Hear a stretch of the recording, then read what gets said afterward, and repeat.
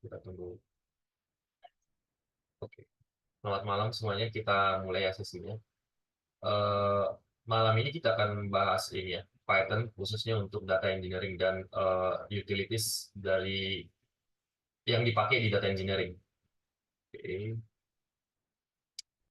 Nah, poin-poin penting yang akan kita bahas malam ini itu ada 4. Yang pertama itu common libraries in data engineering, maksudnya library atau package yang eh, biasanya paling umum dipakai di data engineering gitu. Terus yang selanjutnya itu object oriented programming. Eh, di Selanjutnya itu adalah functions, lanjutan dari yang kemarin ya. Ini lebih advance lah kita bilang. Oke, terus yang terakhir itu adalah common helpers in data engineering. Ini maksudnya kayak contoh-contoh function lah yang biasanya kita pakai di data engineering itu kayak gimana gitu. Ini akan kita bahas nanti di poin keempat ini.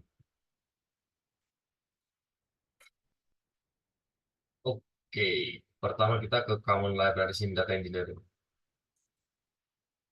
Nah, di data engineering itu apa aja sih libraries yang biasanya kita pakai? Nah, di list ini nih saya dijelaskan ada 8 inilah 8 libraries yang paling umum dipakai di data engineering. Yang pertama itu Pandas. Pandas itu gunanya untuk apa? Yang pertama itu untuk baca dari sebuah file atau dari database. File ini bermacam-macam ya. Kemarin kita bahas juga nih sedikit tentang Pandas. Eh, Contohnya dari CSV, jadi dari file Excel, atau bahkan dari file .txt gitu, .txt text gitu. Terus Pandas ini bisa juga kita pakai untuk nge-transform data yang kita baca tadi dari source-nya itu. Nge-transform itu maksudnya mengubah data ini ke bentuk yang kita inginkan atau ke bentuk yang diminta sama klien kita atau user kita gitu. Bisa juga kita bilang transform ini untuk membersihkan data gitu, untuk ngebuang data-data yang kotor atau data-data yang nggak layak dipakai di tahap selanjutnya gitu. Oke, terus yang ketiga, Pandas ini juga bisa kita pakai untuk nge-insert atau nge-load data yang ditransform tadi atau data yang dibaca tadi ke target database-nya. Entah itu database-nya di cloud atau di eh, gimana ya? Bukan bukan di cloud-nya. Entah itu database-nya di sorry saya nge-lag. Ini maksudnya kayak insert ini ya, mengolah data terus di-insert ke target database lah pokoknya. Database ini banyak jenisnya nanti. Entah itu di PostgreSQL, MySQL, atau di BigQuery. Contohnya BigQuery ya. BigQuery itu salah satu data data warehouse lah yang biasanya dipakai gitu. Oke, terus selanjutnya itu OS. OS ini singkatan dari ini, operating system. Nah, library OS ini eh, nantinya bakalan sering kita pakai kalau kita ini ya, kerja di data engineering. Gunanya itu apa? Kita pakai library OS ini untuk berinteraksi dengan operating system. Operating system itu maksudnya kayak ini, misalnya kita pakai Windows, operating systemnya itu ya Windows itu sendiri gitu. Kalau pakai Mac ya Mac gitu. Kalau Linux ya OS-nya dengan interaksi dengan OS Linux itu gitu. Contohnya apa aja yang bisa kita lakukan dengan library OS ini? Yang pertama itu creating dir. Ini maksudnya kita ngebuat directory atau ngebuat ngebuat folder di ini ya, di operating systemnya. List any files or disk or dirs inside a directory. Ini maksudnya kita ngelist semua file atau semua directory atau folder di dalam sebuah directory. Oke, terus kita bisa pakai OS ini untuk ini juga untuk menghapus directory atau menghapus file, terus ngegabung path dan lain-lain. Banyak ini ya kemampuan dari OS ini ya. Terus yang ketiga itu datetime. Datetime ini sebenarnya udah obvious ya dari namanya. Datetime ini kita pakai untuk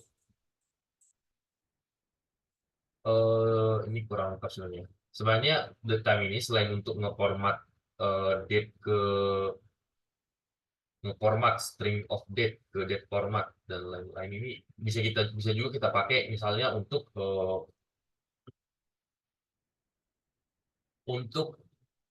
ngambil tanggal atau jam di saat kita menjalankan code. Ambil tanggal atau jam di saat kita menjalankan code gitu. Atau banyak contohnya, misalnya juga kita mau ngambil H-1 dari hari sekarang gitu, atau H-7 dari hari sekarang. Itu bisa kita pakai ini ya, pakai date time nantinya. Dan nggak harus hari ya, bisa juga misalnya 1 jam dari 1 jam, sorry, H-1 jam atau H-sekian jam gitu dari sekarang. Kayak gitu ya teman-teman untuk date time. Nah, selanjutnya itu pendulum. Pendulum ini apa? Pendulum ini sebenarnya sama aja seperti dead time. Dia itu eh, turunan dari dead time gitu. Turunan dari dead time. Tapi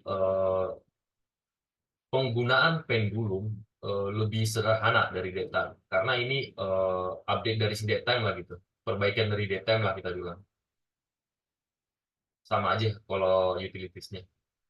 Semua yang ada di dead time bisa kita pakai di pendulum. Hampir semua, hampir semua. Oke, terus yang selanjutnya itu request. Teman-teman udah ini belum? Udah familiar belum sama API sama HTTP request? Saya pernah pakai sih Mas beberapa kali. Oke, oke.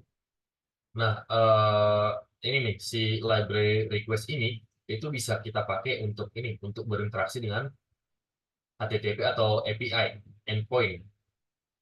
Nah, nanti kok di data engineering itu kita nggak selalu ngebaca data itu dari database. Nanti ada suatu banyak lah gitu case-nya yang mengharuskan kita untuk baca datanya itu via API atau melalui API.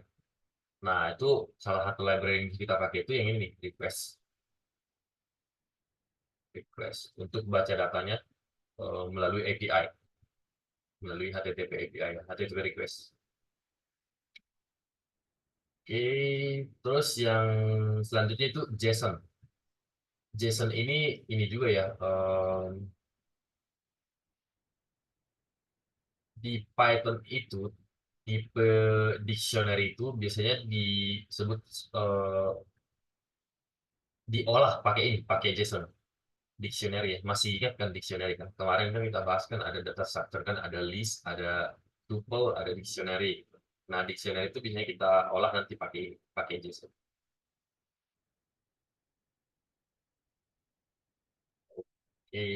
Nah, si JSON ini kegunaannya itu untuk ngolah ini ya, ngolah data kayak yang saya sebut sebelumnya, untuk ngolah data dictionary. Atau bisa juga kita pakai untuk misalnya nge-convert, bukan convert, misalnya ngebangun di dictionary dari string atau dari list atau dari tipe data lainnya itu dalam bentuk dictionary, terus kita dump atau kita tulis file itu, kita tulis dictionary itu ke dalam file itu namanya misalnya x.json gini. Jadi nanti ekstensinya pakai ini .json, ekstensi file, semua file yang diolah pakai JSON ini.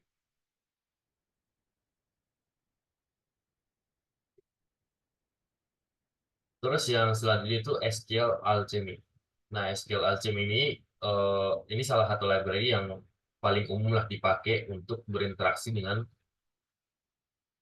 ini ya, database yang SQL base ya. Database yang SQL base. Nah, ini bisa kita pakai untuk connect ke database-nya, terus nge-fetch atau ngambil data dari tabel-tabel tertentu di dalam database ini. Ngambil data dari tabel-tabel tertentu di dalam database. Oke, nah, selanjutnya Cloud SDK ini. Cloud SDK ini nanti ada banyak ya, bukan cuma Google Cloud.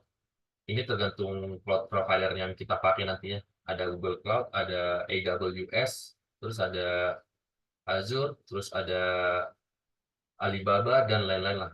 Ada banyak cloud. Cuma di sini contohnya ada Google Cloud tadi ya. Nah, di Cloud SDK ini atau Software Development Kit ini kita pakai untuk berinteraksi dengan cloud providernya. Nah, interaksinya itu contohnya apa aja? Kita balik lagi tadi ke sini, mana? Ke Pandas. Nah, di sini kan kita tadi ada kegunaan Pandas itu buat ini kan, insert atau load data ke certain database. Nah, untuk misalnya nih kita mau ngolah data di laptop kita gitu, terus kita mau kirim ke cloud gitu. Dari si Pandas ini nggak bisa langsung itu ngirim ke cloudnya. Kita harus buat ini dulu, buat koneksi ini ke cloud providernya. Jadi kita harus pakai Pandas sama Cloud SDK-nya ini. Cloud SDK-nya ini yang pertama tadi itu untuk memastikan kalau koneksinya itu kalau kita itu terkoneksi dengan sukses ya dengan sukses lah ke cloud provider yang kita pakai. Contohnya itu Google Cloud. Nanti koneksi yang udah kita buat itu kita pakai di Pandasnya untuk insert atau load datanya itu ke database yang ada di Google Cloud-nya gitu. Oke. Nah, ini coba kita bahas ya cara penggunaannya ya. Tapi mungkin kita bahas yang ini aja, Pandas sampai pendulum aja paling ya. Biar waktunya nggak terlalu banyak habis. Nanti kita lanjut di Q&A kalau misalnya ada pertanyaan tentang library yang lain. Hmm,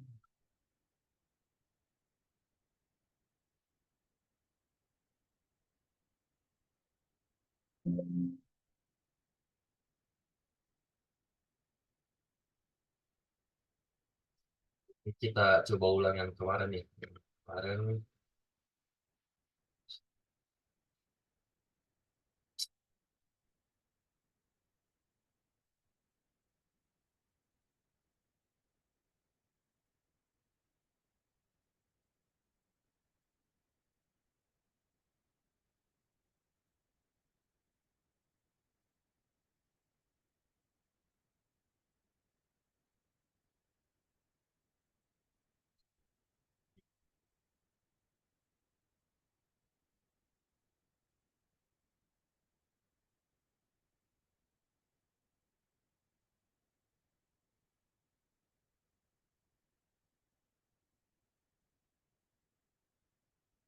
dan pertama tadi kita mau bahas yang ini, Pandas. Kita pakai contohnya tuh yang ini dulu aja ya, yang file. Oke, kita coba taruh file di sini. Biar kelihatan. Oke, pertama kita pastiin dulu ya, kita udah install Pandas library-nya. Ini saya udah punya Pandas ya di sini. Ini dulu Pandas 222. Sekarang kita import Pandas ya.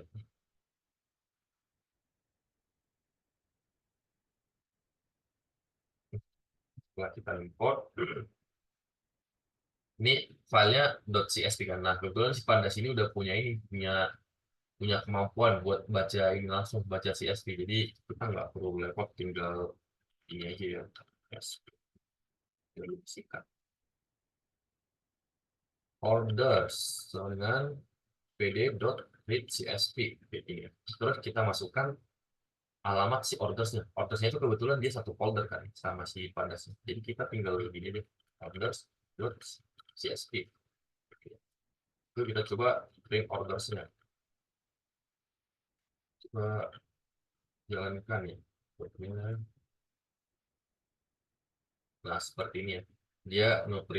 Kita ngeprint doang nih kalau yang sekarang. Ulangin yang kemarinnya kita. Nah, gimana kalau misalnya si ordersnya itu di dalam di dalam folder lah gitu, folder. Foldernya data gitu. Foldernya kita pindah ke sini.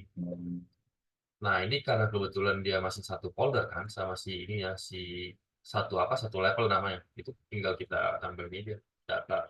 Terus kita coba jalankan lagi. Nah, aku baca ya. Nah, gimana kalau misalnya Itu case-nya kayak gini. Teksnya dari sini, datanya dari sini. Ini di dua folder berbeda ya. Itu gimana caranya? Itu tinggal kita tambahkan ini aja. Dot, dot. Nah, itu maksudnya mundur satu pack gitu, mundur satu folder. Coba jalankan. No search directory. Oh, sorry. Ini tadi udah pindah ke tempat. Not found error data over CSP. Sorry, sebentar ya.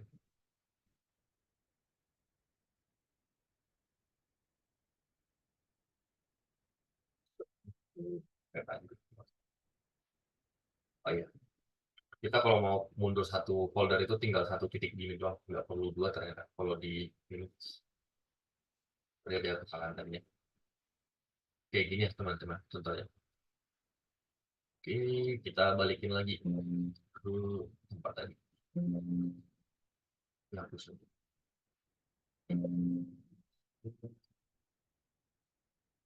Oke.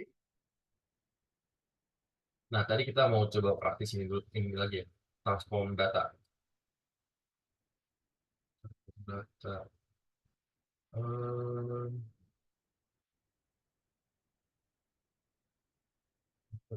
transform. Sorry.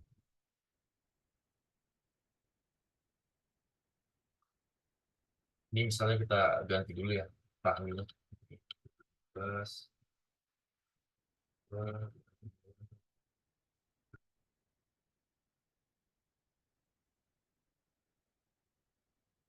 misalnya kita mau ngambil data yang ini aja, yang setelah 2018.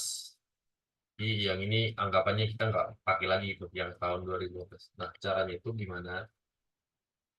Tadi ordersnya atau data itu udah kita baca di sini kan, dari tampung di sini. Itu oh ya, ini ada di ini ya, di kolom date ya. Jadi kita sekarang fokus ke ini ya, ke bagian date-nya. Di bagian date-nya, terus kita mau buang semua data yang di tahun 2015 ini atau di bawah 2018.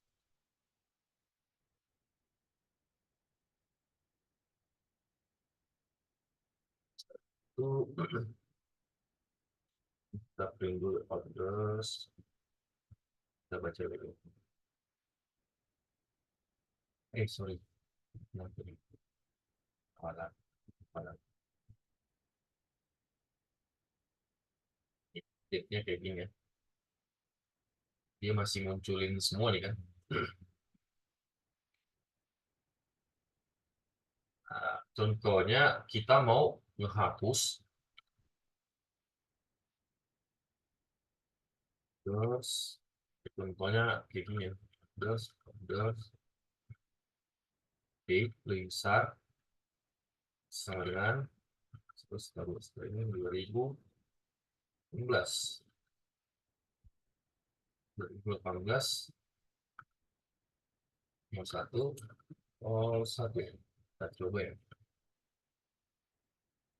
Nah, seperti ini. Data tahun 2012 sudah nggak muncul lagi ya. Udah tinggal data 2018 doang. 2018 ke atas doang yang muncul. Seperti ini ya, teman-teman. Nah, kalau misalnya nih kita ubah misalnya jadi 2019, pasti dia nambah satu lagi di sini. Nambah satu, yang ini, 2019 ya. Oke. Kayak gitu ya, sederhananya untuk pengolahan data ya, pakai pada sini. Nanti eh, banyak sebenarnya case-nya pengolahan datanya. Ini salah satu contoh sederhana aja. Oke. Nanti siapa tahu teman-teman udah nyoba ini terus kebingungan gitu, nanti kita bahas di Q&A ya atau di WA, di grup WA-nya. Nggak apa-apa kok nanya di grup WA-nya. Pasti saya jawab nanti kalau ada waktu.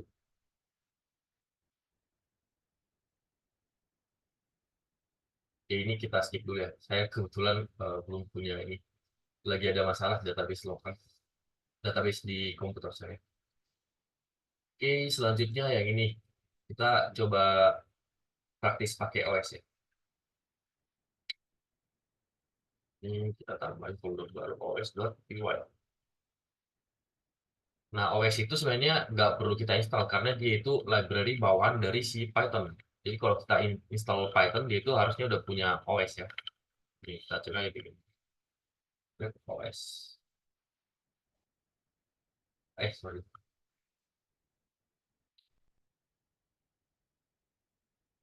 Nggak perlu deh kita cek. Dia bukan PPIP. Dia memang bawaan Python, udah ada OS-nya. Nah, salah satu penggunaannya itu, eh, misalnya kayak gini, kita get current directory. Ambil nama directory yang dipakai. Jadi kita mau ambil nama direktori yang lagi kita pakai sekarang gitu, atau di mana file Python ini dijalankan gitu ya. Caranya itu kayak gini kan. Kita print aja ya. Oh, usah. Dir sama dengan os.get cwd ini ya, get cwd. Cwd itu maksudnya current working directory. Cwd. Ini ya, dari library bawahnya Python. Terus kita coba print directory-nya. Oke. Loh. Oh, sorry. Kita salah salah file ya. os.py. Nah, kita sekarang lagi ada di sini. Jadi di Windows foldernya kayak gini ya. Private learning partner getting started with Python. Ini ya, kita ada di sini ya, getting started with Python. Itu salah satu contohnya ya. Terus misalnya kita mau daftar files dan directories yang ada di folder sekarang. Kita pakai ini ya, karena sama dengan os.listdir namanya, listdir. Ini maksudnya list directory. Itu kita munculin semua file dan semua folder yang ada di directory di mana kita menjalankan Python-nya gitu kira-kira. Kita coba print directory-nya. Apa nih? Harusnya ada ini. Ada main.py, ada orders.csv, ada os.py, ada test.py, ada virtual environment atau VENV yang sama kayak gini ya.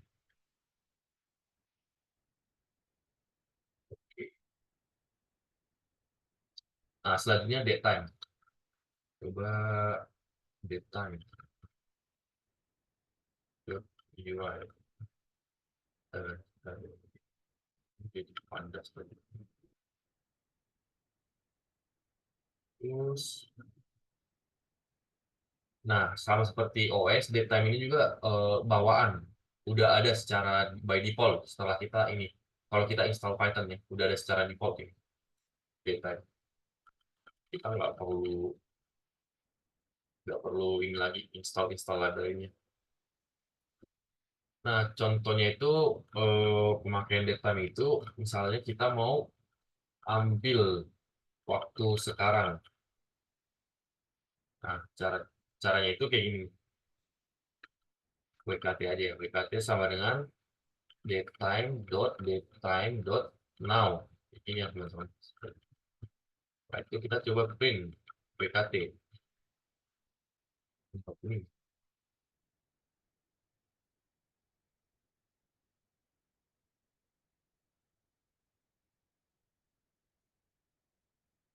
Nah, kita coba sekarang.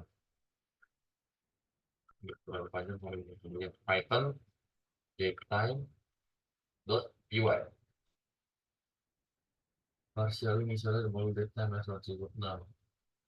Oh, oke. Ini agak jadi ambigu dia. Pas datetime gini aja. Dia jadi ambigu.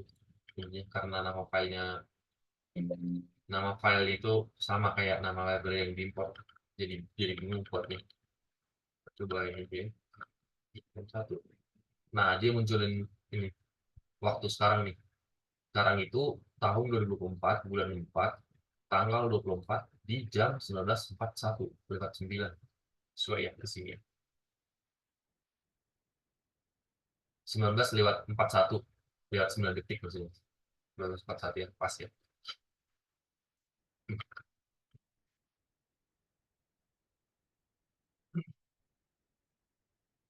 Ini bisa kita ubah nih. Misalnya kita mau pakai time zone apa ya misalnya? Eropa ke London enggak sih? Kita coba ya. Lupa ini.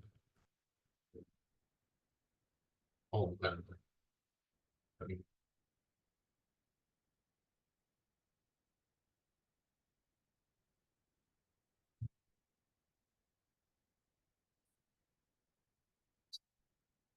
Itu time part since everything.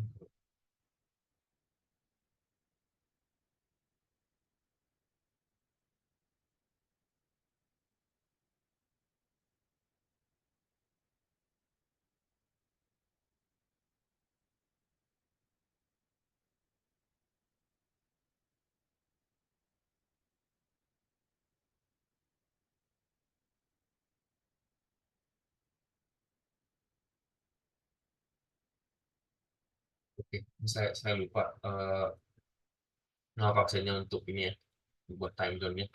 Ini kita coba ini aja. Coba format tanggal yang tadi ke tanggal yang kita inginkan. Yang kayak gini tadi kita coba format ya. STL itu pakai ini, STL X time namanya. Format di sini STL X time.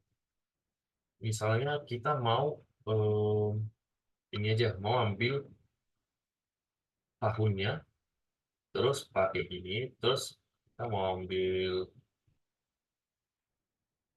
bulannya, setelah itu kita mau ambil sorry, mau ambil hari.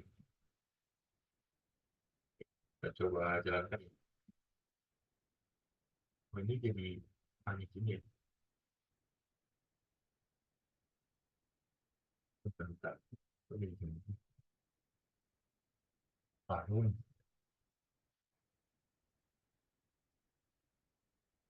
dan bulan,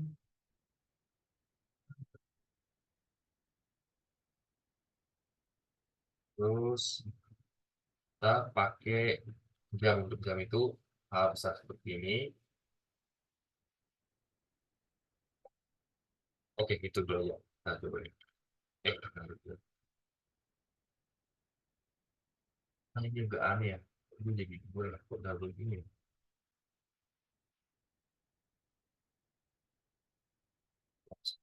Kita coba terus ini.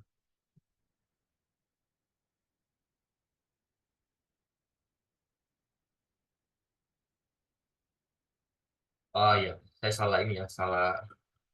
Ternyata kalau untuk hari itu D-nya itu huruf kecil ya. Ada kesalahan tadi, sorry. Nah, jadi seperti ini. Terus untuk menit itu pakai M besar sama ya kita nggak usah pakai tiknya sekarang. Kita pakai ini aja. Nah, jadi seperti ini. Misalnya kita mau pakai tanggal itu jadi seperti ini. Terus tinggal kita ubah aja ya di formatnya. Nah, itu dia jadi berubah. Misalnya kita nggak peduli sama jamnya, tinggal ini aja seperti ini ya. Oke. Nah, ada lagi nih satu lagi nih. Ini dari on the time import time delta. Nah, yang kita bahas tadi ya. Jadi kita bisa ambil H-1 dari tanggal sekarang gitu, teman-teman. Caranya itu gimana? Eh, Ambil tanggal H-1 dari sekarang. Gitu. Jam Indonesia. Jadi kesalahan.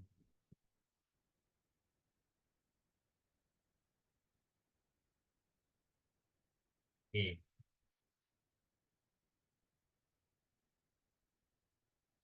caranya itu gitu. gimana? Tinggal kayak gini aja. Eh, Kemarin sama dengan hari ini dot eh bentar.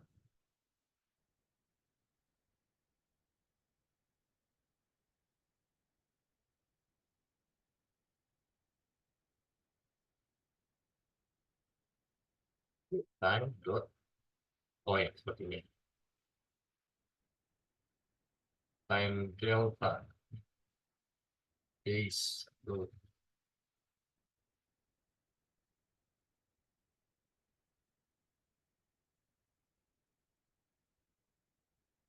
oke, sorry ya. Ini saya lupa how to use time delta in date time.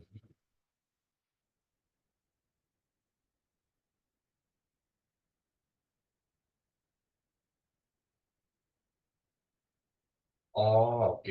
Tinggal gini sebentar. Kayak gini ya, teman-teman. Hari ini tambah time delta, terus kita ngambil Hamin satu kan, kita pakai aja case di sini, terus min satu gitu. Nah, berarti harusnya dia bakalan munculin 2024 bulan 4 tanggal 23 atau kemarin. Coba print kemarin. Coba ya. Cannot only page, sorry.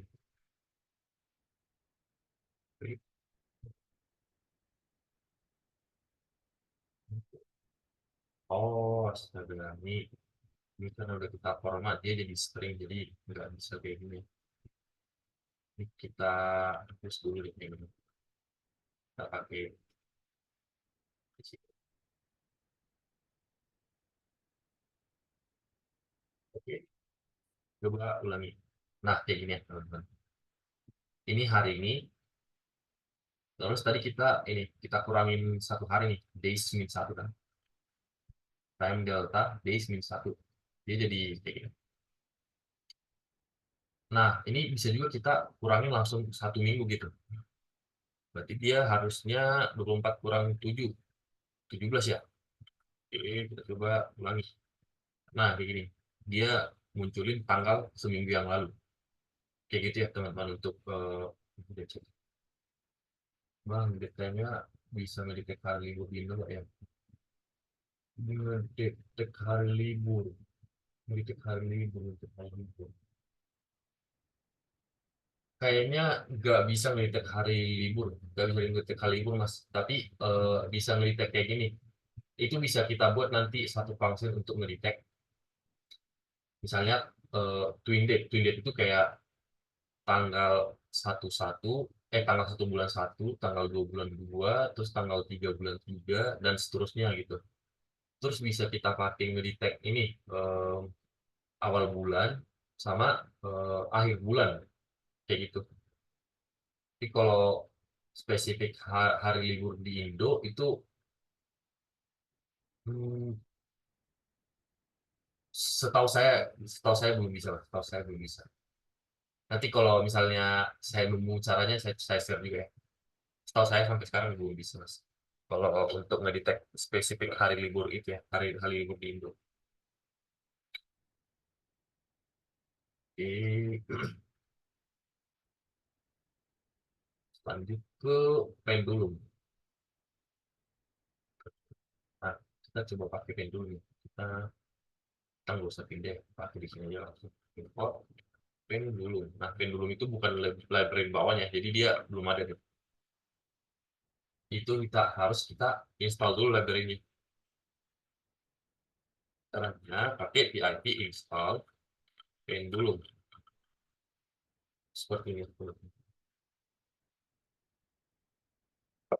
Oke, sudah selesai. Kita harusnya kalau udah keinstall itu pas kita ketik pen dia langsung muncul. Ada ada apa sih namanya?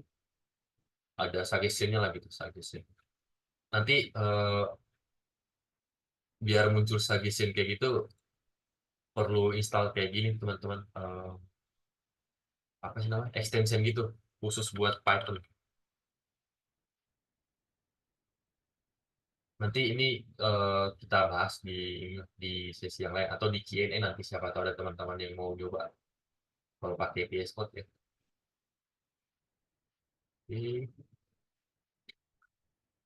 Ini coba kita komen dulu.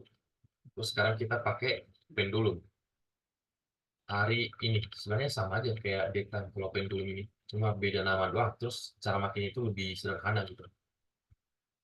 Pendulum.nav. Nah, kita print dulu ya. Print hari ini.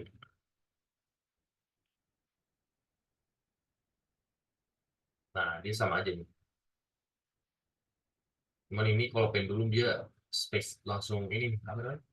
Dia munculin sampai ke time zone yang dipakai. Kita kan di UTC plus 7 kan. Dia munculin juga nih secara eksplisit. Nah, tadi kalau di daytime kan dia nggak munculin kan. Print hari ini. Kita lihat ya bedanya. Nanti yang daytime itu ada di atas. Nah, kayak gini. Dia ada beda dikit ya karena ini milisecond lah, nggak terlalu ngaruh harusnya. Karena inilah karena hari ini tuh karena daytime itu karena kita eksekusi duluan, jadi makanya dia lebih kecil nih milisecondnya. Ini bukan kesalahan. Nah, bedanya itu yang ini nih. Si pendulum itu eksplisit dia munculin time zone-nya kayak gini teman-teman. Selebihnya itu mirip-mirip lah pendulum sama daytime. Cuman kalau saya pribadi itu lebih senang pakai pendulum karena memang lebih mudah dipakai, lebih sederhana lah pemakaiannya gitu. Terus baca dokumentasinya juga lebih mudah karena dia turunan dari si daytime, jadi harusnya nggak banyak bedanya. Oke, kita lanjut ke itu dulu aja ya. Oh, request deh, kita coba request. Ini agak menarik soal request.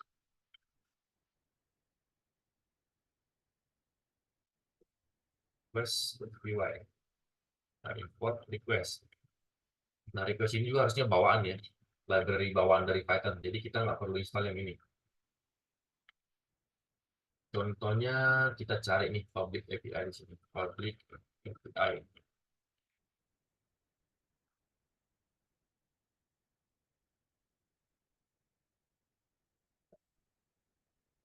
Oke, Mas. Thank you, Mas.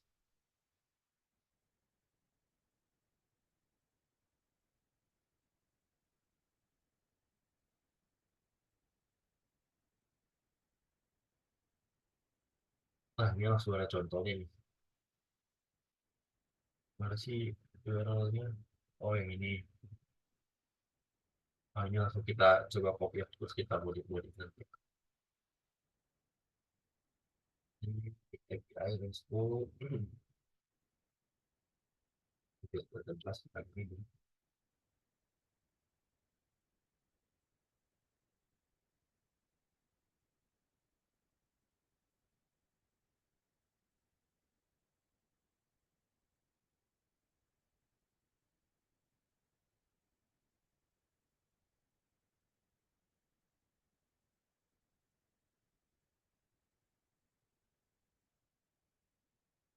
Yang kita baca kita video.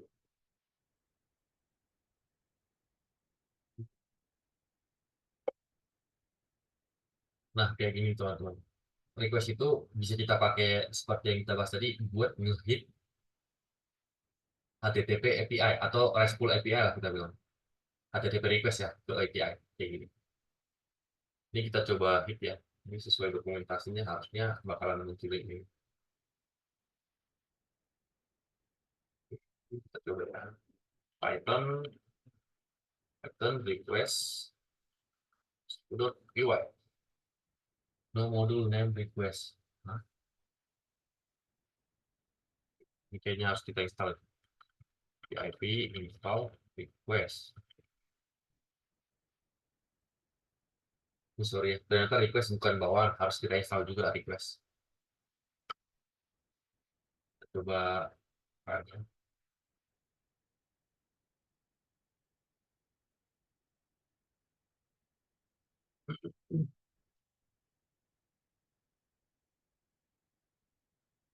fail to resolve API.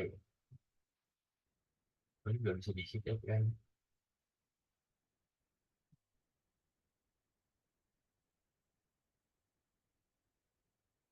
Oh iya, API-nya nggak bisa di-hit ya.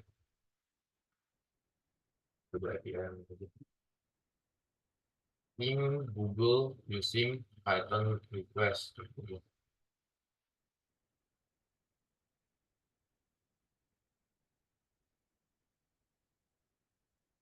Oke.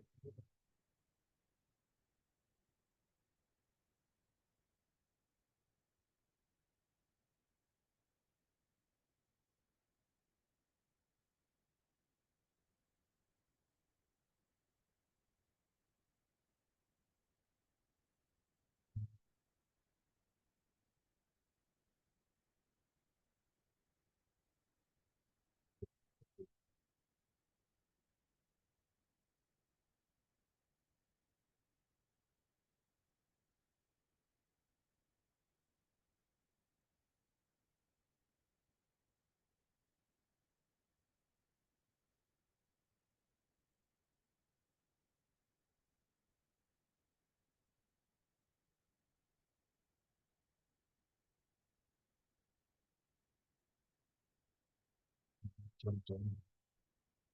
Using plus holder respon. Ini kita coba pakai dulu ya daripada ini nggak bisa.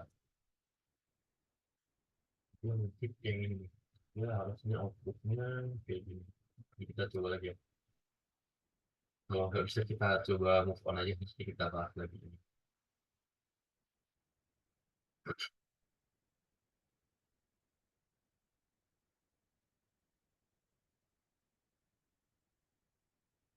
Nah, nggak bisa juga di situ. Kalau nggak bisa ini kayaknya ada perlu di setup gitu connection-nya. Ini kita skip dulu aja ya kalau gitu yang request. Kita lanjut ke materi selanjutnya aja.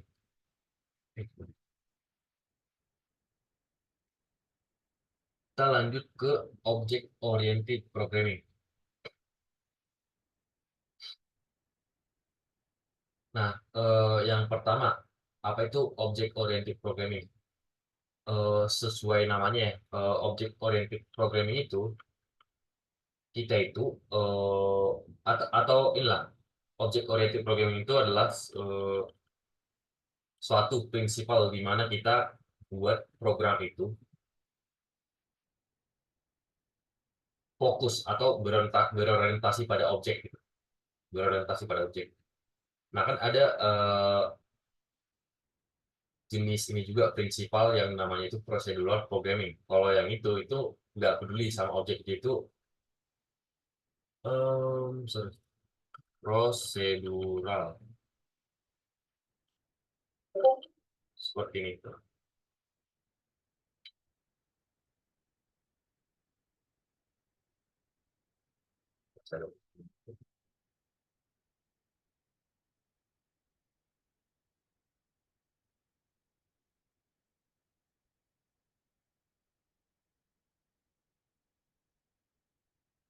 Nah, prosedural ini seperti. Nah, kalau yang procedural programming ini dia itu programnya itu eh, berjalan secara ini teman-teman, secara apa namanya? Sorry, ini bisa jadi bingung. Sorry, ya, sorry. Kita langsung bahas ke object oriented programming aja. Object oriented programming.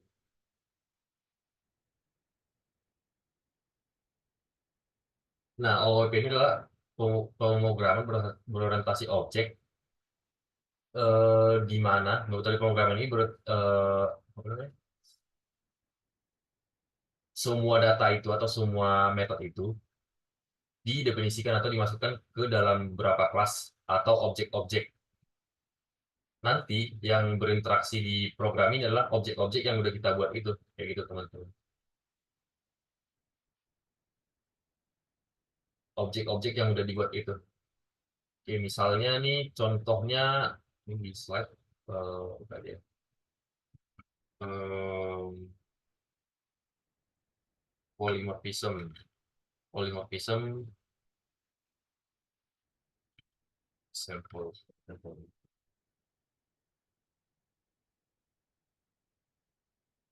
Kayak gini ya teman-teman. Jadi misalnya yang ini kita anggaplah sebagai kelas animal gitu. Seperti ini ya. Kalau di biologi itu kayak satu spesies gitu. Misalnya reptil. Reptil itu terbagi dari banyak jenis, banyak hewan kan. Reptil itu jenisnya. Terus ada banyak hewan yang termasuk reptil. Contohnya eh, apa ya? Kadal, terus komodo kayak gitu kira-kira. Nah, ini lebih besar lah ini ya skopnya. Ada animal, terus ada dog, ada cat sama duck. Nah, yang kelas itu yang ini animal. Terus yang objek-objek yang terbentuk dari kelas itu yang ini nih, dog, cat sama duck. Nanti yang bisa kita pakai untuk berinteraksi itu yang ini teman-teman. Objek yang udah kita buat dari sebuah kelas ini. Kelas ini cuma blueprintnya aja atau ya blueprint lah, blueprint atau skeleton dari objek-objek yang akan kita buat gitu. Jadi kita nggak bisa pakai kelasnya ini, animal ini untuk berinteraksi. Yang bisa kita pakai berinteraksi eh, itu yang ini. Misalnya dog, cat, sama duck gitu. Ya itu ya simpelnya untuk oke. Nah, sekarang kita masih fokus ke sini ya, ke kelas sama objek di object oriented programming yang sekarang. Kita fokus ke ini. Nanti kita akan bahas ini sedikit-sedikit lah, karena kita masih punya banyak waktu. Nah, kalau di sini tuh contohnya tuh pakai mobil. Nah, kelas itu apa? Kelas itu nge-represent blueprint dari sebuah objek. Sebuah objek itu tadi yang ini ya. Misalnya Mercedes, ini objek. BMW juga objek, Audi juga objek gitu. Atau bisa dibilang sebagai ini juga, sebagai template dari objek yang akan dibuat dari kelas itu. Oke.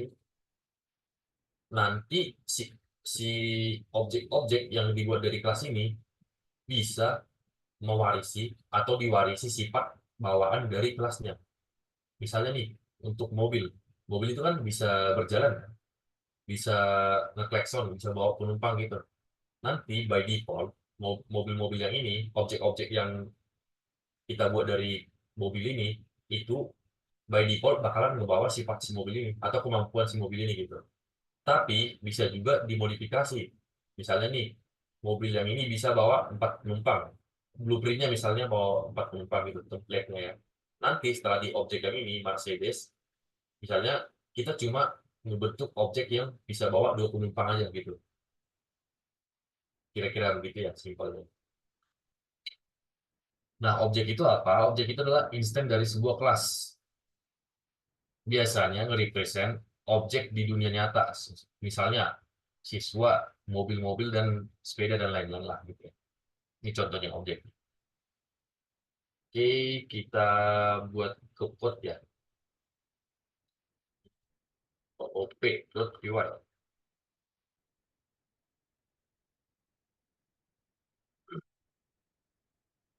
Misalnya kita mau buat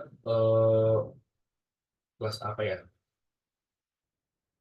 Kita ikut contoh yang ini aja ya. Biar nggak jadi bingung nanti. Kita mau buat kelas car kayak gini.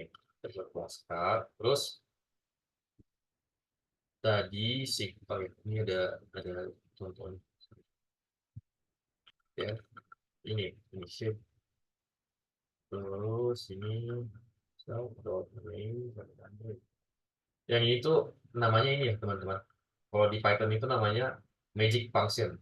Yang semua yang ini ya, semua yang pakai underscore di depan sama di belakang itu namanya magic function atau dunder.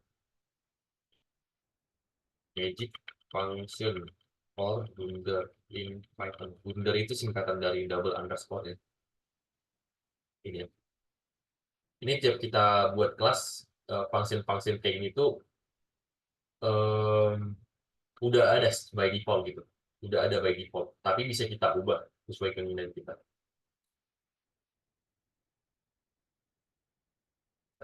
Ya, dipakai. Oh, brand aja. Bisa tuh pakai brand.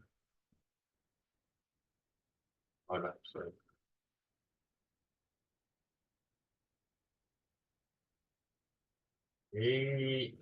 Terus ada namanya fine. Dan ini terserah kita ya mau buat fungsinya kayak gimana. Sekarang ini the brand name is self dot brand. Nah, sekarang kita buat function baru. Si mobil ini tadi um, oh suaranya aja ya suaranya kayak gimana gitu. Sound. So,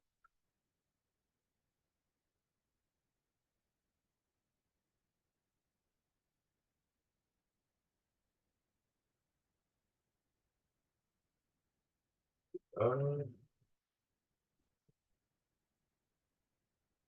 misalnya by default suara mobilnya itu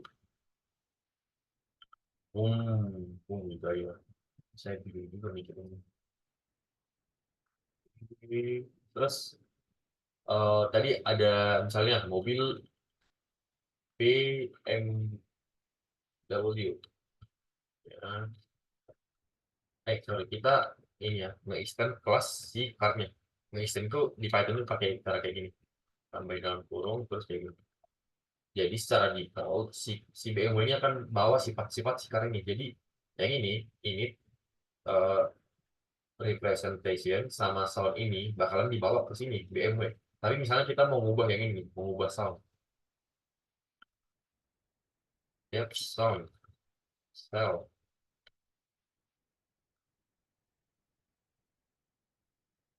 return. Misalnya kalau BMW dia kayak gini ya, bukan boom tapi brown gitu. Nah, ini namanya istilahnya itu uh, overriding. Kita tetap pakai ini sifat bawaan mobil, sifat ini metode bawaan mobilnya, tapi kita mengubah cara implementasinya. Kayak gitu. Tadi kan return boom, ini return wrong gitu. Kita ubah implementasinya, gitu ya teman-teman. Itu namanya overriding kalau di OOP, object oriented programming. Nah, kita coba tes dulu kelas yang udah kita buat. Misalnya kita mau buat mobil BMW ini. Cara bentuk kayak gini. Kita bentuk kelasnya. Sorry, sorry, sebentar saja.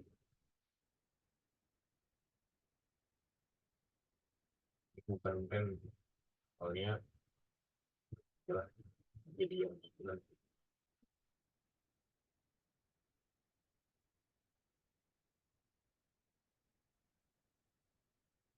Nah, terus soalnya BW 4 ada nggak sih BW 4?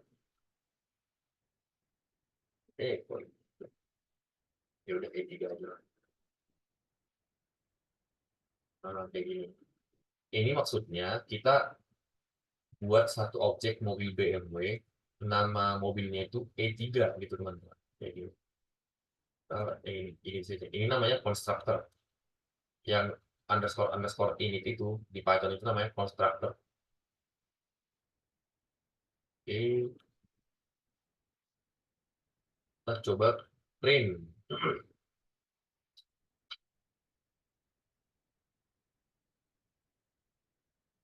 mobil BMW.sound. Kita mau tahu suara mobil BMW-nya kayak gimana pertubarannya. Harusnya dia nggak bunyi boom, harusnya prong. Nah, dia bunyi prong ya, prong kayak gitu. Nah, coba kalau misalnya kita bentuk satu lagi mobil, misalnya kelas Audi. Nah, gitu. Kan nggak usah bawa buat apa-apa, nggak usah ngubah apa-apa, dia langsung bawa gitu. Langsung bawa semua sifat bawaan sikarnya. Pertama kita buat dulu mobil Audi, kan? Audi, saya kurang tahu Audi. Ini aja lah ya, salah-salah aja ya. Nah, kita print mobil Audi dot sound, harusnya dia bunyinya itu sama kayak ini kelas bawaannya. Oh, bunyi itu bakalan boom karena kita nggak ngubah sama sekali kan, kita tinggal lepas aja. Kita coba kan ya, tong 2 kali. Bentar, bentar, bentar. Oh iya, ini kok mobil BMW lagi ya. Dari pelan-pelan. Nah ini Audinya bunyinya boom ya, karena kita nggak ngubah, kita langsung pakai aja. Oke.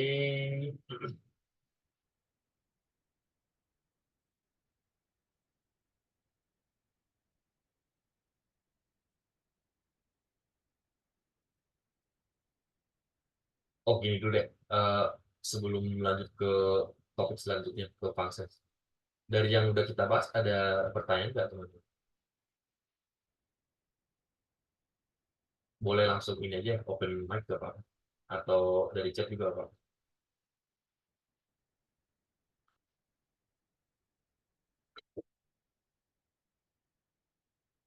Aman berarti ya?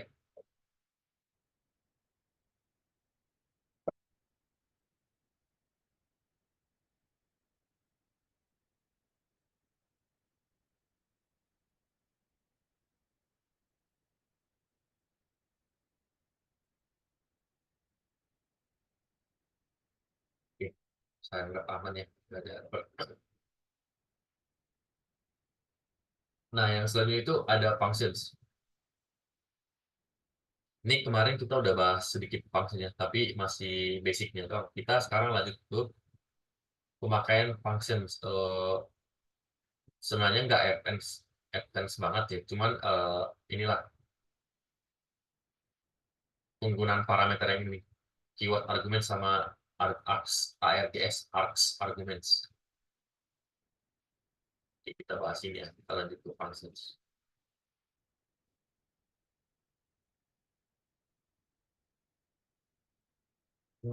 Functions. Functions.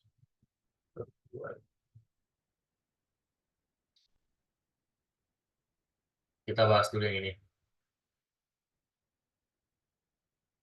Yang pertama itu satu dua,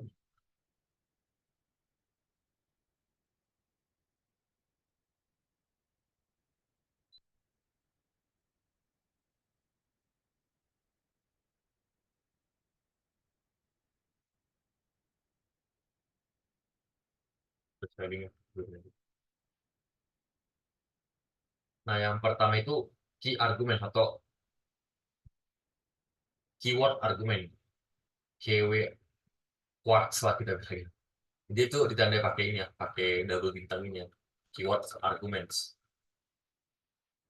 Ini salah satu eh, tipe function parameter di function Python yang mengharuskan ini usernya itu input key sama value, formatnya, key sama value. Dan nanti setelah kita ini, misalnya kita ngirim keyword argumen gitu, di function itu kita ngebaca key value yang dikirim itu sebagai ini, teman-teman, sebagai dictionary. Sebagai dictionary term seperti ini kemarin. Name, value. Kayak gini. Nanti di function itu dibacanya itu kayak gini. Kalau kita ngirim argumen seperti ini ke functionnya. Oke. Terus yang kedua itu arguments, ARGS. Ini tanda pakai di bintang satu ya. Kalau dia nggak pakai keyword arguments. Kalau dia nggak pakai keyword key sama value kayak gini. Format. Nah, kalau yang args ini, kita itu tinggal kayak gini aja. Misalnya ada nama functionnya, ya, ini aja langsung X, gitu. Kita mau ngirim angka 1, 2, 3, langsung gini aja. Kalau yang eh, args, kalau yang nggak pakai key ya. Kalau yang pakai key tadi, itu pakai gini, 1, 2, sama dengan 2, harus kayak gini. Kayak gitu ya, sederhana yang perbedaannya. Nah, kita lanjut ke contohnya. Contoh untuk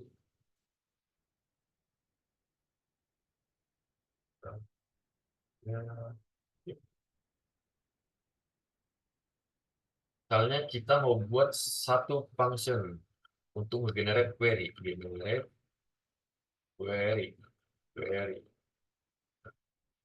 pakai keyword arguments.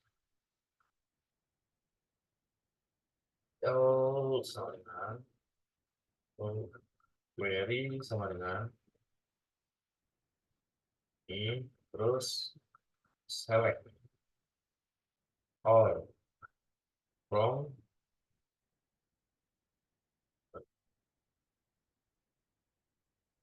from ini salah ya, implementasinya. Kita kalau ngambil keyword argument itu, setahu saya itu harus kayak gini teman-teman. Harus dot get, misalnya kata kunci database, terus dot ini.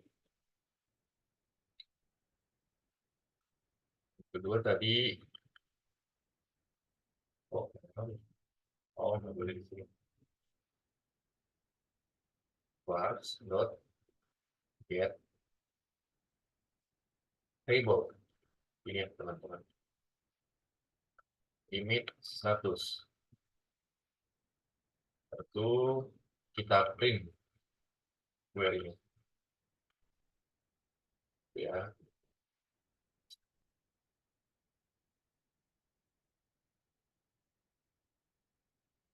Oh, dia pakai kayak gini ya, pakai format ini. Nanti kita coba kayak gini juga pakai format ini.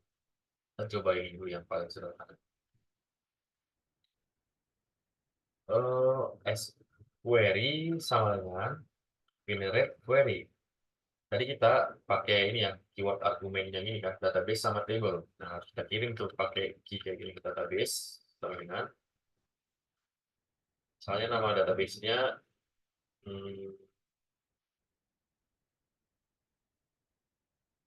Python lah, Python. Terus nama table-nya function gitu.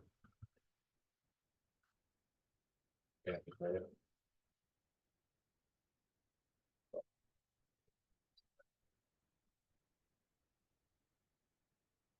coba print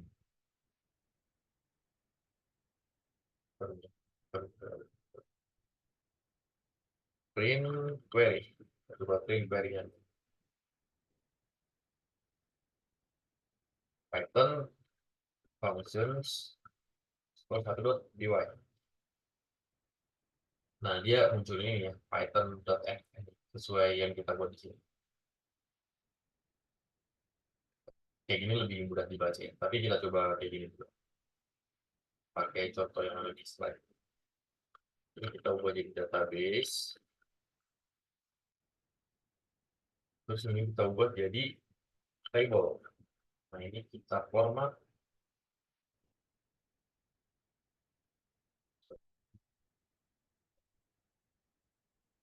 kita scale.format, kita pakai keyword arguments. Nah, ini harusnya sama persis ya hasilnya. Nah, sama persis ya teman-teman. Itu cuma beda implementasi aja.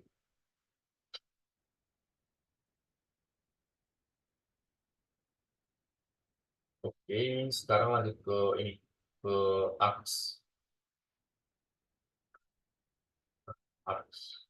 Ini kita komen dulu. Ya, ya, kita buat function baru untuk menjumlahkan berapa angka gitu. Args. Dengan ini inisial value dari totalnya ya, sebelum kita lakukan penjumlahan itu masih 0.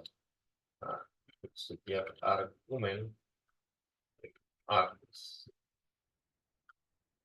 kita tambahin itu sama si total plus sama dengan arguments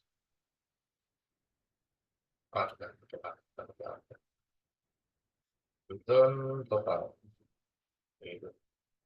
Nah, cara pakainya itu kayak gini teman-teman.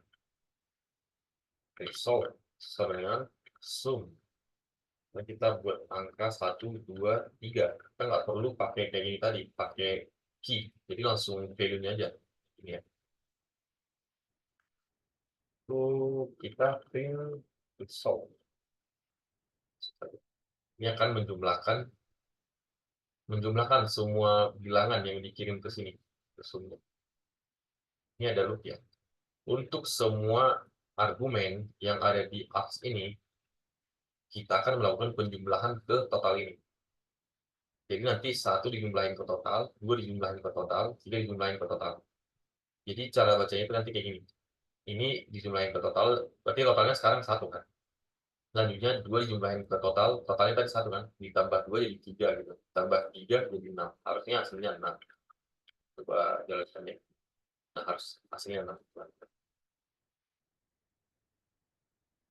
Kayak gitu ya, bedanya yang ini. Keyword argumen sama argumen yang biasa. Nah, selain kayak gini, balik lagi ke yang minggu lalu ya. Kita bisa juga nih langsung define nama parameternya. Jadi nggak perlu pakai as atau keyword argumen tadi. Langsung aja kayak gini. Angka pertama, terus angka kedua. Kayak gitu ya. Terus, ini langsung aja. Return angka pertama tambah angka kedua. Ini jumlahin angka pertama sama angka kedua. Result-nya sama dengan sum. Misalnya kita mau jumlahin 4 sama 5. Kita nggak perlu defining-nya kalau sama-sama gini. Atau bisa aja, ini kita coba nggak usah result. Harusnya hasilnya 9. Ya, sesuai ya. Ini bisa juga secara eksplisit kita define dari angka pertama, angka kedua. Sama aja hasilnya. Sama-sama 9. Ya. Jadi yang biasa itu kayak gini cara penggunaan parameternya. Tadi yang pakai ARS kayak gini. Ini terus yang keyword argument itu kayak gini. Words. Oke. Cukup clear teman-teman. Ada yang mau ditanya dulu sebelum kita lanjut?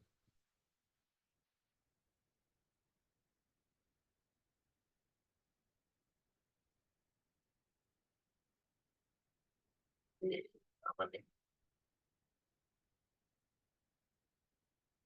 By the way ini code-nya kelihatan kan? Kalau aku taruh di kanan kayak gini.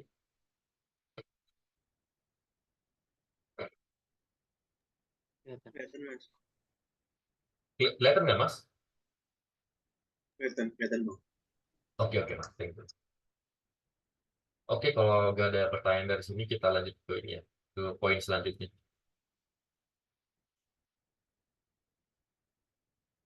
Oke, aman. Sekarang kita lanjut ke Common Helpers in Data Engineering. Atau ini bisa disebut juga sebagai ini ya. Utilities. Kita akan bahas nih beberapa function-function yang biasanya kita pakai di data engineering itu kayak gimana di poin ini.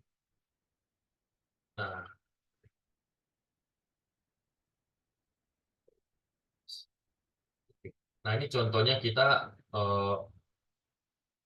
ini ada 3 helpers ya. Yang pertama itu nge-generate query SQL, terus nge-convert string ke datetime, terus nge-convert string ke date. Kayak gitu ya, teman-teman. Nanti kita bahas juga cara pakainya itu kayak gimana.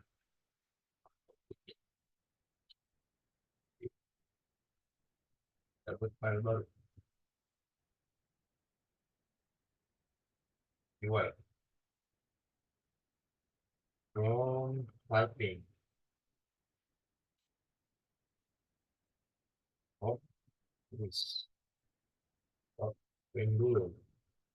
Kita pertama mau buat function untuk generate query SQL. Generate set SQL.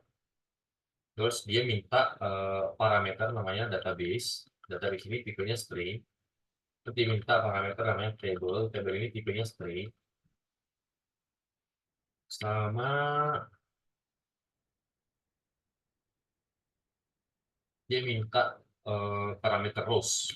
Rows ini tipenya list dari list ya, list of list. Oke.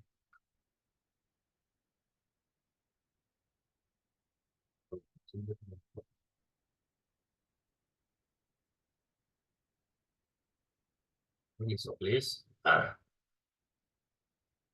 Itu masuk ke bagian functionnya. Records. Ini ini ya mirip kayak total tadi ya. Ini kita nampung apa lah ya, nampung hasilnya nanti, hasilnya di akhir. For index, row in enumerate terus rows. Enumerate ini kayak ini ya, ngejabarin listnya terus ini kan ada listnya, misalnya ada list 1, 2, 3, 4, 5. Nah, kayak kita bahas kemarin, tiap list itu kan atau ya tiap list lah kita bilang. Di programming itu ada indeksnya kan. Yang pertama itu tadi indeksnya itu 0, 1, 2, 3, 4 gitu. Nah, kayak gini, kalau kita pakai enumerate ini, nanti si list ini tuh bakalan dibagi jadi 2. Dibaginya itu dalam bentuk kayak gini. Nanti ada bentuknya kayak gini. Dia itu jadi kayak gini ya teman-teman. Indeksnya dulu kan. Indeksnya terus value-nya berapa. Terus indeks 1 value-nya berapa. Indeks ketiga value-nya berapa. Ketiga, indeks kedua value-nya berapa. Indeks ketiga value-nya berapa. Indeks keempat value-nya berapa. Itu nanti bakalan kayak gini ya. Kita komen. Itu penjelasan tentang enumerate ya. Terus record-nya plus sama dengan string tuple row.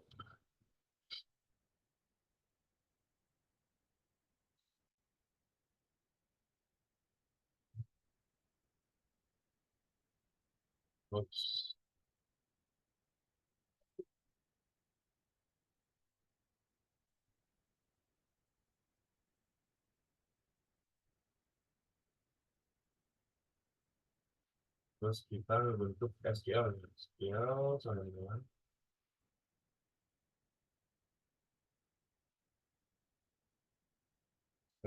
untuk database dot table values records. Kita return SQL-nya.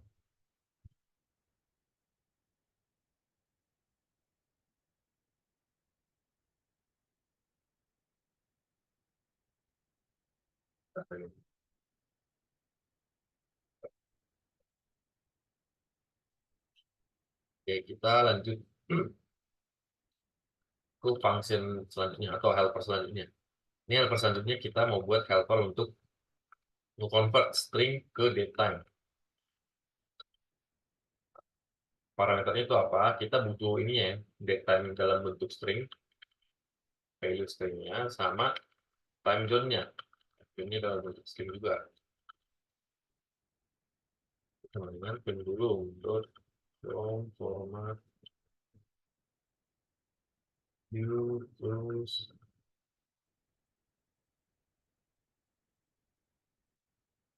ini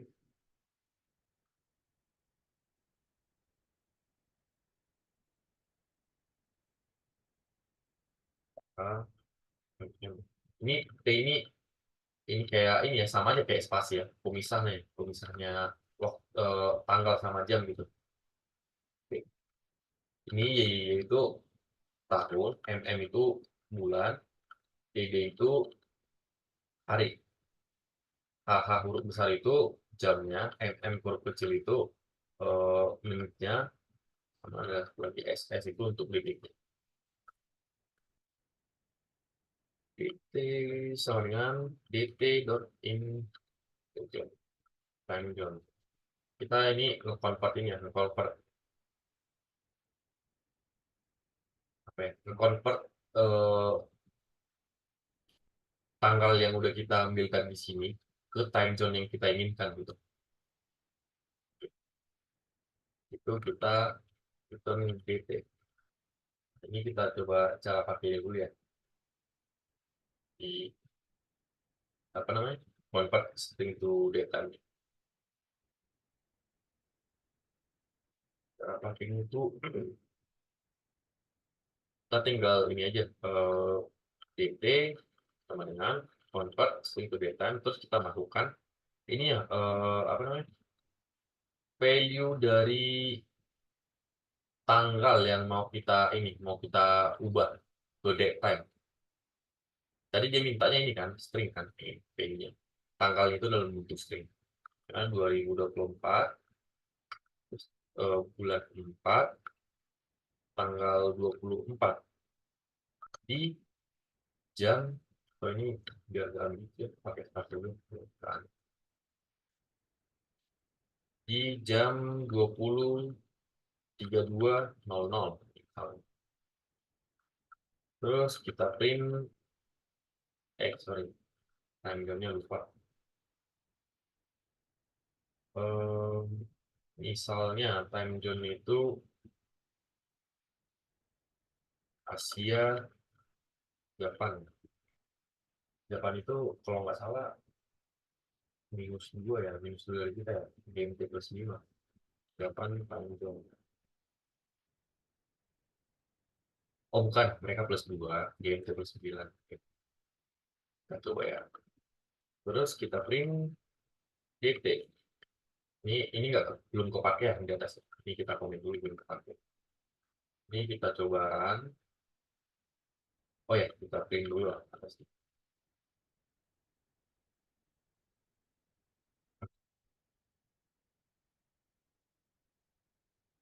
Print value biar kelihatan bedanya. Nanti dia nge-print value pertama yang ini yang kita kirimkan. Habis itu ngirim value yang ini teman-teman, yang udah kita convert ke time zone yang, jadi kita udah kita convert ke daytime sama kita convert ke time zone Jepang ya ibaratnya. Invalid time zone Asia Jepang. Satu time zone Asia Jepang.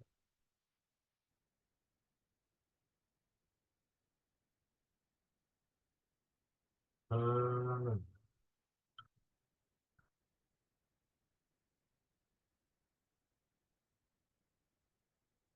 oh ya, Singapura ya.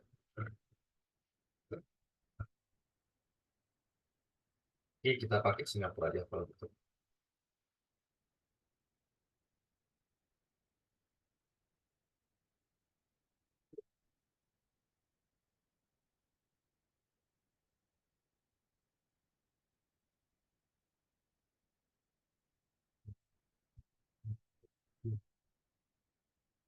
Kita tambah ini biar gak ambigu, jadi ambigu soalnya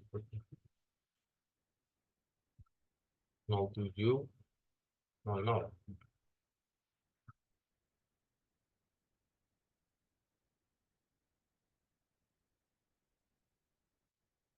Python helpers.py. String doesn't match format. String doesn't. Oh,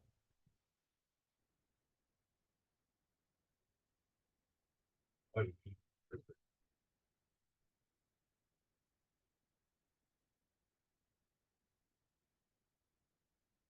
Hmm.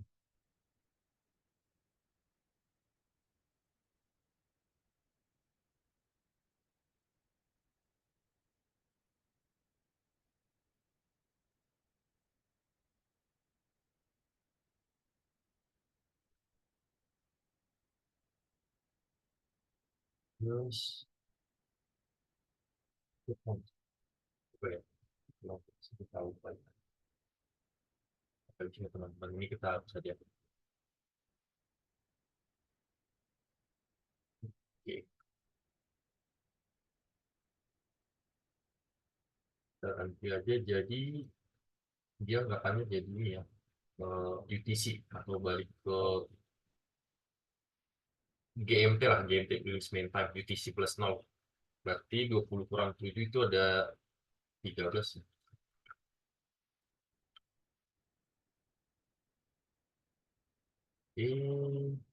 Terus ini kita convert ke Jakarta ya.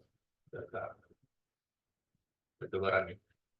Jadi nanti bakalan munculin waktu pertamanya ini sama waktu yang setelah kita convert ke ini ke time zone Jakarta. Time zone Jakarta.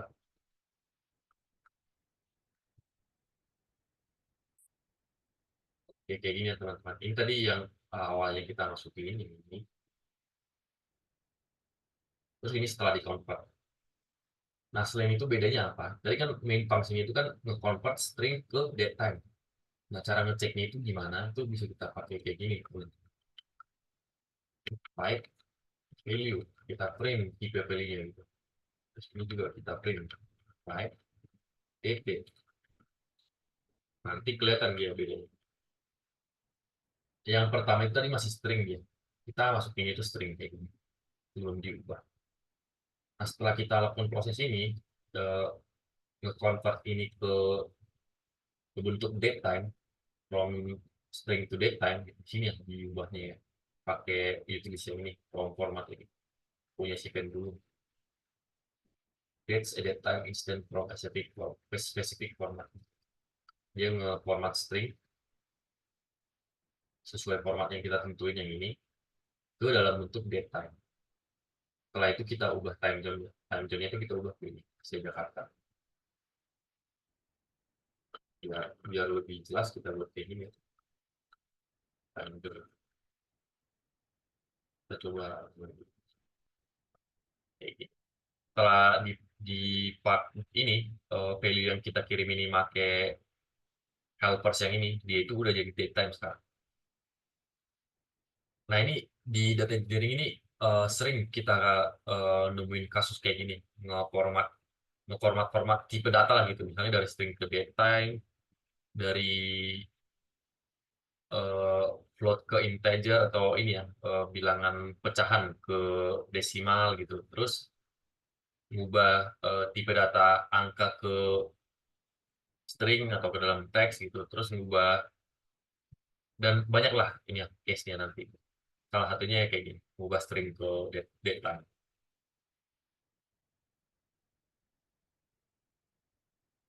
Oke, ada satu lagi nih utilities nih. Kita komen dulu. Itu untuk mengubah string ke date, string ke tanggal. Kalau input parameternya sama aja, parameternya string.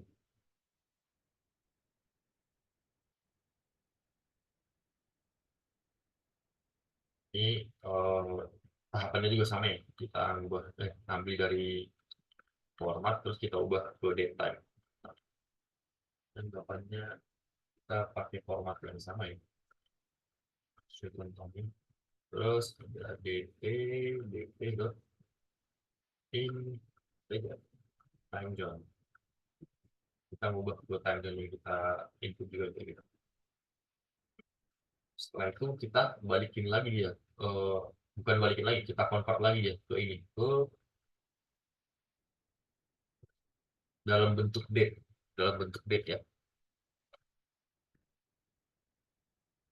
Convert string to date string. Date dot to date string. Itu kita return date ya. Sekarang kita pakai date sama dengan convert string to date, terus kita pakai ini aja ya, tanggal yang sama ya, sama time zone yang sama. Itu kita print date-nya. Ini di sini kita print juga gitu. Kita akan gitu. Clear ya. Nah, local variable, walah, sorry, ini bukan dt, ini print, juga bukan dt. value. Tapi itu value.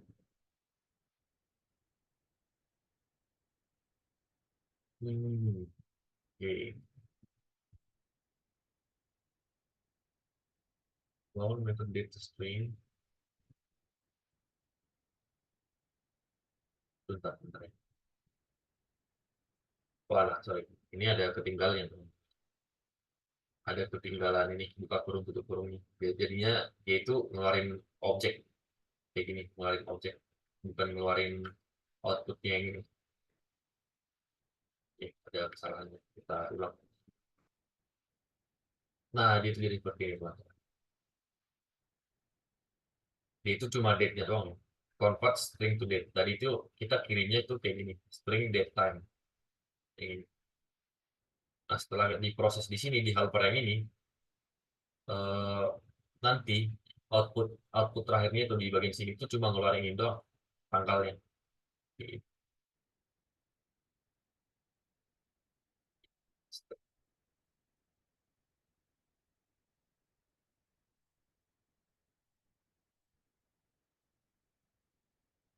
Misalnya contohnya lagi kayak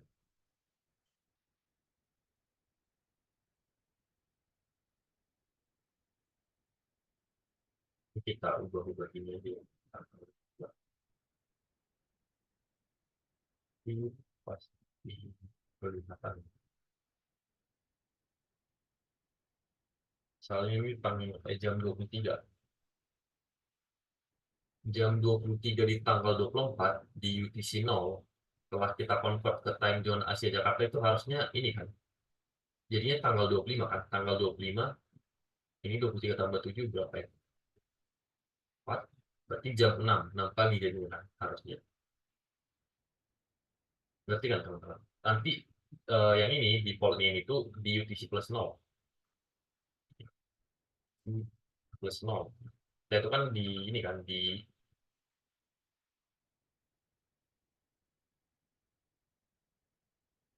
UTC plus 7 kan di Jakarta.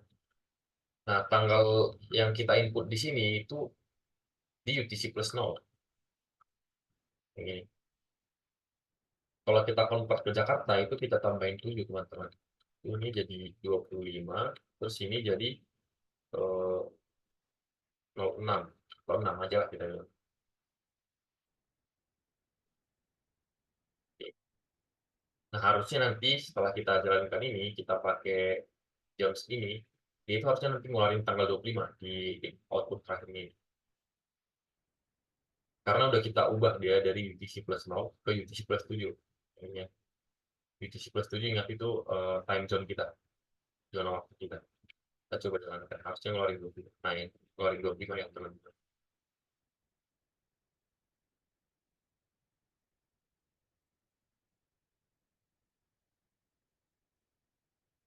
Oke, teman-teman. Kira-kira gitu teman yang kita bahas di sesi malam ini.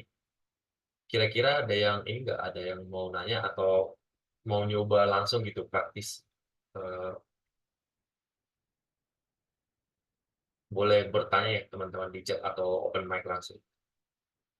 Atau mau ambil alih share screen juga nggak apa-apa.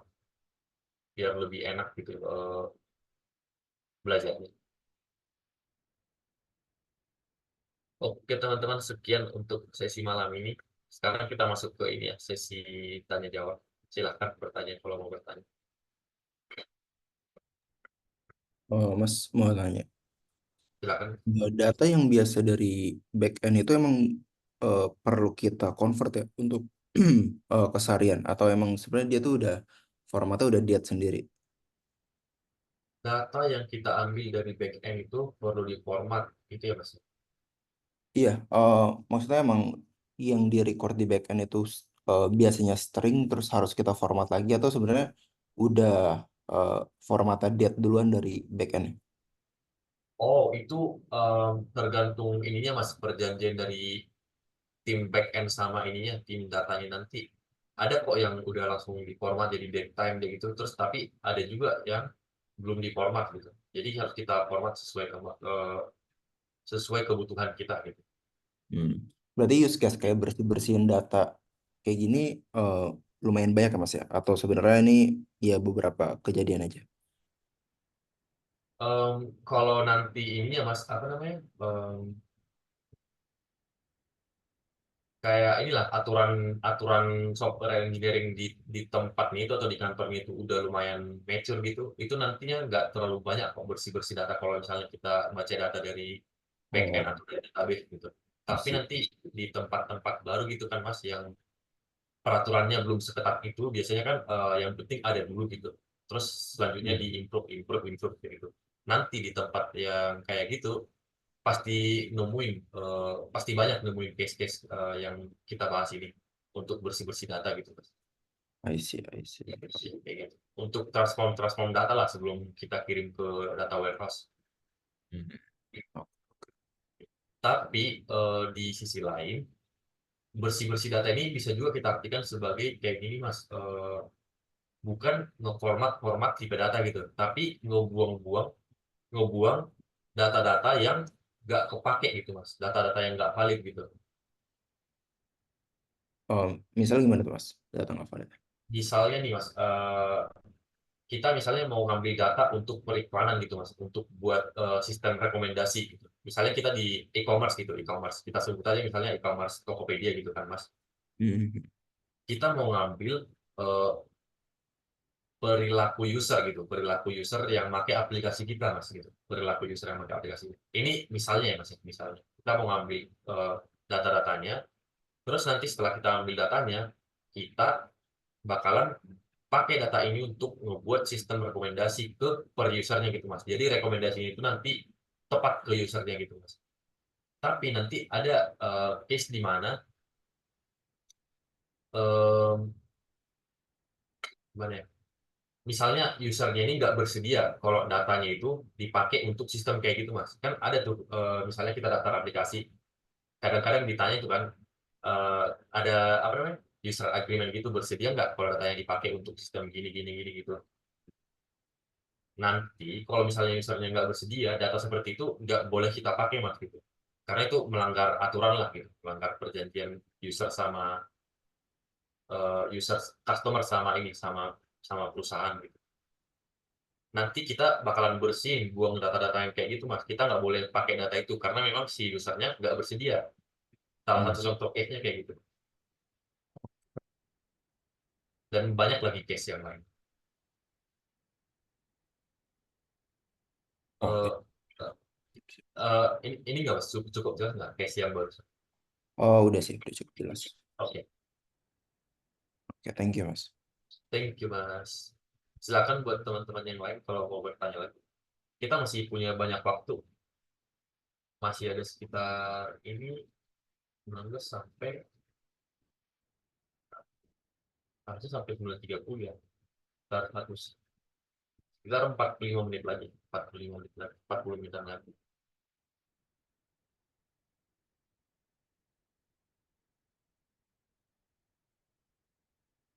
Silakan teman-teman.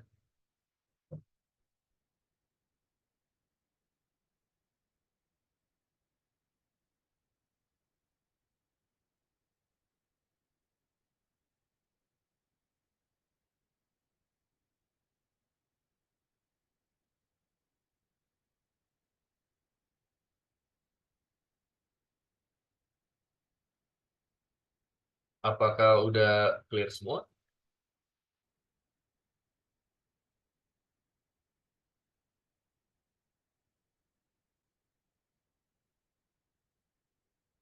Kalau misalnya udah clear, boleh ini teman, teman-teman apa namanya?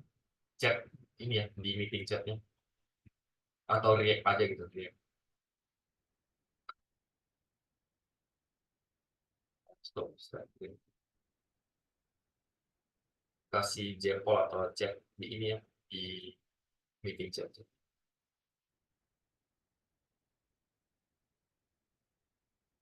Ini udah punya dari Mas Git, Mas Haikal, sama Mas Teja, Mas Emil.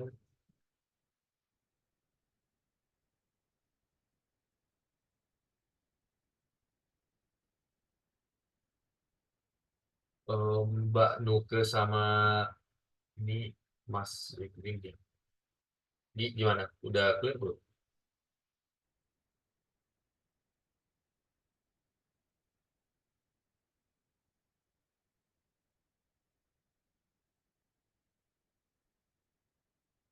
Oh iya, by the way ini memang nggak dibolehin diskusi di grup WA-nya ya? Atau memang nggak ada yang perlu diskusin dari teman-teman sekalian?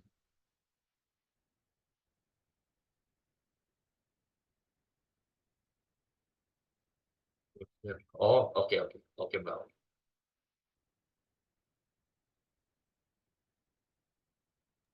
Untuk WhatsApp harusnya kata sih administratif doang ya Mas ya. Kalau mau yang teknis katanya di Discord. Not sure Mas Andre dapat akses ke Discordnya nggak ya? Discord-nya yang partner learn bukan? Iya, seingatku Oh partner. iya, partner learn. Oh Hmm. masuk juga kok, masuk juga. Aku yang ini ya Mas ya, yang namanya kayak gini. Nanti tag aja ya kalau mau bertanya di Discord ya. Hmm. Yang ini Mas, Andre. Foto profilnya warna ungu, mangga terus backgroundnya warna ungu. Siap, siap, siap. Ini baru baru merhatiin udah diundang dari kemarin tapi belum pernah buka.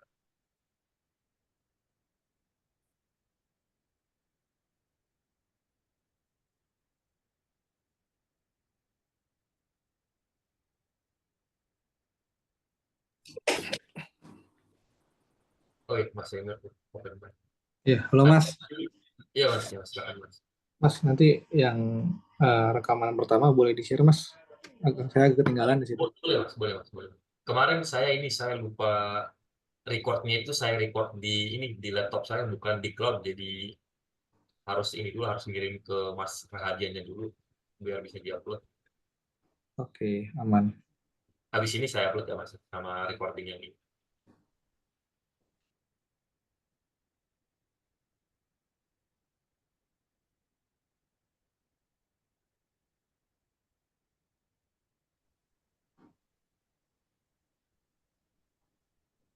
By the way ini teman-teman ini backgroundnya dari mana aja ya? Saya finance, Mas. Dari finance mau ini ya Mas ya mau pindah ke data engineering atau apa? Atau data analytics gitu? Saya lagi eksplor dunia data aja, Mas. Oh, oke. Mas. Ah, Nice book Mas. Nice. iya. Mas, kalau boleh nanya nih, agak real case sih di kantor. Boleh boleh Mas, boleh. Jadi, kan saya suruh dibuat dashboard ya, sales dashboard gitu. Tapi, saya agak bingung, saya pakai Looker buat dashboard. Terus saya agak bingung gimana. Uh, Database-nya saya pakai BigQuery kan. Jadi kan nyambung gitu kan di BigQuery dengan Looker. Tapi saya nggak tahu di kantor OLTP-nya apa. Jadi selama ini yang saya lakukan itu adalah upload data ke BigQuery, baru saya nyambungin ke Looker. Yang jadi pertanyaan saya, itu gimana ya supaya itu segini Mas. Kan misalnya saya pengen update datanya gitu per minggu. Pakai data yang baru kan data sales setiap hari masuk ya. Itu yang saya lakukan, saya upload data ke BigQuery, saya union dengan data sebelumnya gitu. Terus secret view terus langsung nyambung ke lookernya. Itu kan agak repot ya Mas, upload data terus ya. Itu gimana ya Mas kira-kira Mas? Maksudnya nge-union terus kan agak repot. Iya iya benar repot. Gimana ya supaya saya tuh punya uh, table di BigQuery, terus saya pengen nambah row-nya gitu. Bisa nggak ya kira-kira ya Mas? Oke Mas. Yang pertama itu data yang di-upload itu dalam bentuk apa Mas? CSV. CSV. Oke. Mm-mm. Itu bisa sih Mas kayak gini datanya itu diupload di ini bukan di Union gitu. Jadi kita tinggal pakai satu table aja gitu Mas, satu table di BigQuery-nya. Nanti dari tablenya itu eh, kita load aja langsung Mas CSV-nya. Loadnya itu pakai ini Mas. Ada namanya metodenya itu ini. Right? Apa namanya? Ya, kita coba cari dokumentasinya Mas. Right append. CSV itu di query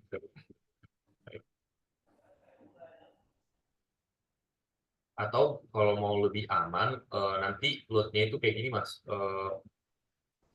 di tempat Mas ada ini nggak, ada Google Cloud Storage nggak? Nggak ada. Kalau storage bisa ditaruh di situ ya. Iya, nanti CSP-nya disimpan di Cloud Storage, terus kita ngeload datanya itu dari situ Mas, gitu. Nah, itu masalahnya itu saya nggak punya Google Cloud Storage-nya, Mas.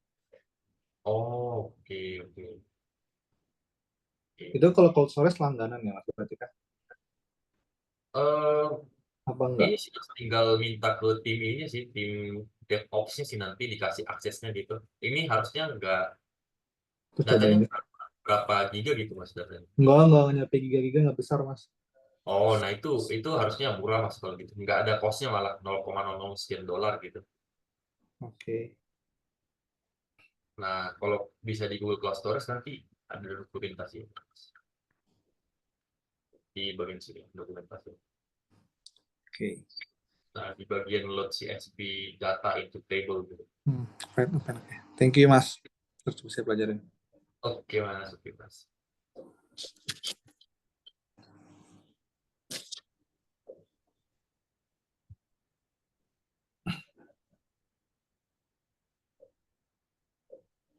Di tempatnya Mas ini berarti belum ada ini juga ya Mas? Belum data engineer gitu yang khusus megang kayak gini Mas? Belum ada kayaknya deh, Mas. Oh, oke. Intinya belum ada. Hmm. Sebenarnya data analis, data science itu juga belum ada sih, BI gitu-gitu. Berarti Bisa. masih baru ini mau baru mulai gerak ke sana lah berarti ya Mas ya? Iya, mungkin.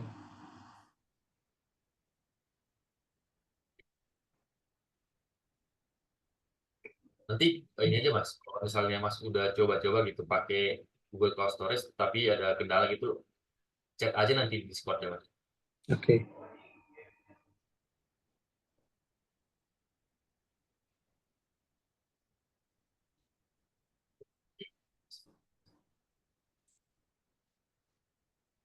Makasih ya, Mas. Sama-sama Mas, sama-sama. Oke teman-teman, masih ada ini kan, masih ada pertanyaan lain kan?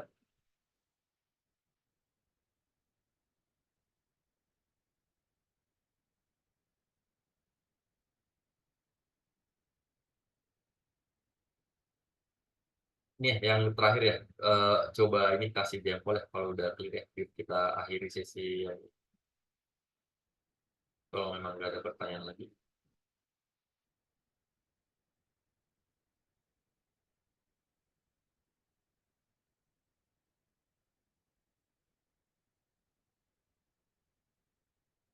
Oke, udah clear dari Mas Dwi, Mas Michael, Mas Femi,